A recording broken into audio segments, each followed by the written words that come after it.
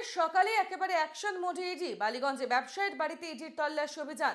মহেশ কেজরিওয়ালের বাড়িতে চলছে তল্লাশি অভিযান। এই ব্যবসায়ীর আত্মীয়ের সঙ্গে যোগ রয়েছে হেমন্ত সোরেনের। দিল্লিতে থাকেন ওই আত্মীয়। দিল্লি গেলে তার বাড়িতে উঠতেন হেমন্ত সোরেন। মহেশ কেজরিওয়ালের পরিবহনের ব্যবসা রয়েছে। ফের একবার জানিয়ে রাখবো, গুরুবারের সকালে একেবারে অ্যাকশন মোডে ইডি। মহেশ কেজরিওয়াল নামে এক ব্যবসায়ীর বাড়িতে চলছে ইডির তল্লাশি অভিযান। বালিগঞ্জে ব্যবসায়ীর এই বাড়িতেই চলছে তল্লাশি অভিযান। ব্যবসায়ীর আত্মীয়ের সঙ্গে যোগ হেমন্ত সোরেনের। দিল্লিতে থাকেন ওই আত্মীয়।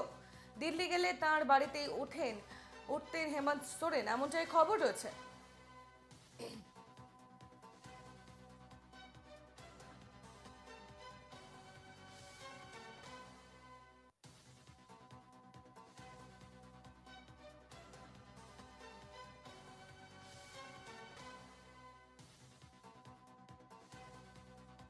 গাড়ির চালক কি বলছেন শোনাবো। ছখানা সার্চ হয়েছে, একখানা সার্চ হয়নি। ছখানা সার্চ হয়েছে। খালি কাগজপত্র চেক করবে। হ্যাঁ, সাতখানা। না, একখানা থেকে গেছে, এটা ভুলে থেকে গেছে একখানা। গাড়ির কাগজপত্র চেক করলেন, কিন্তু কিছু পাওয়া যায়নি। আমাদের সঙ্গে সরাসরি রয়েছেন আমাদের প্রতিনিধি বিক্রান্ত রায়। চলে যাব বিক্রান্তের কাছে। বিক্রান্ত, একেবারে বৃহস্পতিবারের সকালে অ্যাকশন মোডে ইডি। সকাল থেকেই এই মহেশ কেজরিওয়াল এই ব্যবসায়ীর বাড়িতে সকাল থেকে তল্লাশি অভিযান চলছে।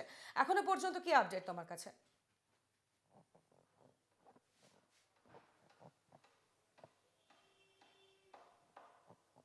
দেখো, 4.5 ঘন্টা অতিক্রান্ত হয়ে গেছে, এখনো অবধি কিন্তু টানা জিজ্ঞাসাবাদ বা তল্লাশি অভিযান চলে যাচ্ছে। এবং এই মুহূর্তে আমার ক্যামেরা পার্সন সন্দীপনকে দেখাতে বলবো, ঠিক কিছুক্ষণ আগেই ইডিডি কিন্তু আরো একজন অফিসার, তিনি কিন্তু এই এলেন এবং এই মহেশ কেজরিওয়ালকে তাকে কিন্তু জিজ্ঞাসাবাদ চলছে, দীর্ঘক্ষণ ধরে জিজ্ঞাসাবাদ চলছে।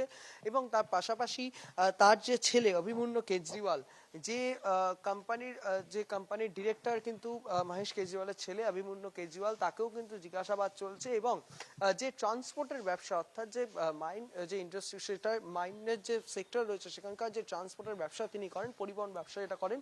এবং যেটা জানা যাচ্ছে যে এই যে যিনি ঝাড়খণ্ডের মুখ্যমন্ত্রী হেমন্ত সোরেন, তাকে যখন গ্রেপ্তার করা হয়েছিল, সেই ঘটনা যে ঘটনায় তাকে গ্রেপ্তার করা হয়েছিল, সেই ঘটনায় গিয়ে কিন্তু তার নাম উঠে আসছে। এবং তারপরেই তাকে কিন্তু এর আগেও একবার জিজ্ঞাসাবাদ করা হয় এবং আজকেও ফের কিন্তু জিজ্ঞাসাবাদ চলছে। এবং তুমি দেখতে পাচ্ছ একাধিক বিলাসবহুল গাড়ি কিন্তু তার বাড়ির সামনে দাঁড়িয়ে রয়েছে এবং সেই গাড়িতে এবং ঝাড়খণ্ডের নাম্বার প্লেট রয়েছে।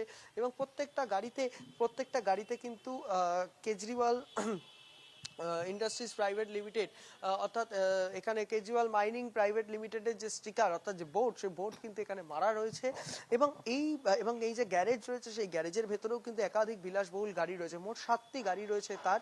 এবং সেই প্রত্যেকটি গাড়িরই কিন্তু ইডির যারা তদন্তকারী আধিকারিকরা ছিলেন, তারা কিন্তু এই কেজরিওয়ালের যিনি চালক, তাকে সঙ্গে নিয়ে এসে প্রত্যেকটা গাড়ি কিন্তু খতিয়ে দেখেছেন, তল্লাশি করেছেন, গাড়িতে কোনো ইম্পর্টেন্ট ডকুমেন্ট বা কিছু আছে কিনা সেই সমস্ত বিষয় খতিয়ে দেখেছেন। এবং দিল্লির একটি ঘটনা, অর্থাৎ এই যে ঝাড়খণ্ডের যিনি হেমন্ত সোরেন, তাকে যখন গ্রেপ্তার করা হয়, তার সঙ্গে এক ঘনিষ্ঠ, এই কেজরিওয়ালেরই একজন ঘনিষ্ঠ আত্মীয়, তিনি কিন্তু দিল্লিতে থাকেন। এবং যার এই গাড়ি, এই ঝাড়খণ্ডের নাম্বার প্লেটের যে গাড়িটা, সেটা কিন্তু তাই কেজরিওয়ালের যিনি ঘনিষ্ঠ দিল্লিতে থাকেন তারই গাড়ি। এবং তার সঙ্গে কিন্তু ব্যবসায় কিন্তু এর সঙ্গে সরাসরি যোগসাজশ রয়েছে। এবং যেটা সূত্র মারফত জানা যাচ্ছে, হেমন্ত সোরেন অর্থাৎ যিনি মুখ্যমন্ত্রী, তার সঙ্গে অত্যন্ত ঘনিষ্ঠ সম্পর্ক এই কেজরিওয়ালের আত্মীয়ের। এবং এতটাই ঘনিষ্ঠ সম্পর্ক, যখন হেমন্ত সোরেন দিল্লিতে আসতেন বা কিছু করতেন, তখন কিন্তু তার বাড়িতেই থাকতেন। এবং এই বিষয়ে আর্থিক তছরূপের যে মামলা, সেই মামলায় গিয়ে কোথাও গিয়ে কেজরিওয়ালের নাম উঠে আসে। এবং এই আত্মীয়ের মারফতই কিন্তু এই যে ঘটনা, সেই ঘটনার সঙ্গে জড়িত রয়েছে। এবং ঠিক কতটুকু জড়িত রয়েছে, কি কি আর্থিক ট্রানজাকশন রয়েছে, এই গোটা বিষয়টাই কিন্তু জানার জন্য প্রায় দীর্ঘক্ষণ, এখনো প্রায় 4.5 ঘন্টারও বেশি হয়ে গেছে, বালিগঞ্জের এই যে 57G যে আবাসন রয়েছে, সেই আবাসনে কিন্তু তল্লাশি চালাচ্ছেন ইডি তদন্তকারী আধিকারিকরা। এবং এখনো অবধি যেভাবে ইডির যারা আধিকারিকরা এসে পৌঁছাচ্ছেন, তাতে কিন্তু মনে করা হচ্ছে যে তল্লাশি অভিযান, সেই তল্লাশি অভিযান কিন্তু দীর্ঘায়িত হতে চলেছে। তনুশ্রী, একেবারেই ধন্যবাদ বিক্রান্ত। তুমি নজর রাখতে থাকো, পরবর্তীতে আবারও আপডেট নেব তোমার কাছ থেকে। আমাদের প্রতিনিধি বিক্রান্ত রায় আমাদের সঙ্গে সরাসরি রয়েছেন এবং প্রত্যেক মুহূর্তের আপডেট আমাদের সামনে তুলে ধরছেন।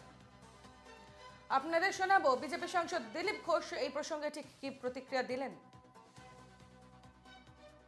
অপরাধের জন্য ইডি সিবিআই হানা চলতেই থাকবে, ইনকাম ট্যাক্সও চলবে। কারণ যে ধরনের আর্থিক অপরাধ পশ্চিমবাংলায় হয়েছে সেগুলোকে সমাধানের আর কোনো রাস্তা নেই, আদালত এবং সেন্ট্রাল এজেন্সি।